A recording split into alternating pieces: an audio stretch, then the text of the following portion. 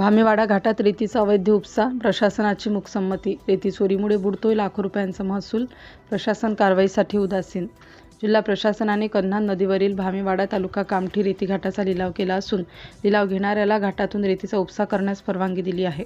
मात्र या घाटात रेतीचा उपसा करताना नियमांचे सर्रास उल्लंघन केले जात असून एका सर्वे क्रमांकातील रेती वाहतुकीसाठी दुसऱ्या सर्वे क्रमांकातील असल्याचे दाखवले जात असल्याने वाहतूकदारांना विना रॉयल्टी रेती चढ्या दराने विकली जात असल्याने सरकारचा महसूल बुडत आहे.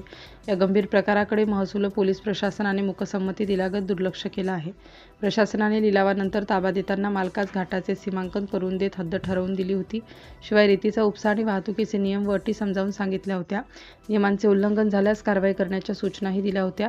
या घाटातून सुरुवातीला रेतीचा व्यवस्थित उपसा केला जायचा. मागील काही आठवड्यापासून घाटमालक नियमांची पायमल्ली करीत रेतीचा उपसा करीत आहे, अशी माहिती स्थानिक नागरिकांनी दिली.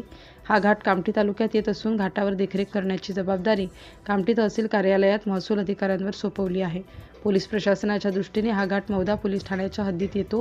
त्यामुळे या घाटातून होणाऱ्या रेती चोरी व ओव्हरलोड वाहतुकीला आळा घालण्याची जबाबदारी मौदा पोलिसांवर सोपवण्यात आली आहे.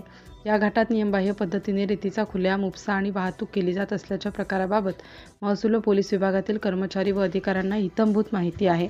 मात्र अर्थपूर्ण संबंध जोपासण्यासाठी कुणीही घाटात धाड टाकून पाहणी करीत नाही. उलट घाटमालक व रेती चोरट्यांना अभय दिले जात असल्याचा आरोप नागरिकांनी केला आहे. चौकशी व कारवाईची मागणी. या रेती चोरीबाबत उपविभागीय अधिकारी संजय पवार यांच्याकडे तक्रार केल्याची माहिती स्थानिकांनी दिली असून याची चौकशी व्हावी. सीमांकनाबाहेर काढली जाते रेती. महसूल अधिकाऱ्यांनी नियमाप्रमाणे या घाटांचे सीमांकन करून त्याला सर्वे क्रमांक देत विशिष्ट भागातील रेतीचा उपसा करण्यास घाटमालकास परवानगी दिली आहे. हा प्रकार नियमबाह्य असून कारवाईस पात्र असल्याचे महसूल विभागातील अधिकाऱ्यांनी खासगीत सांगितले.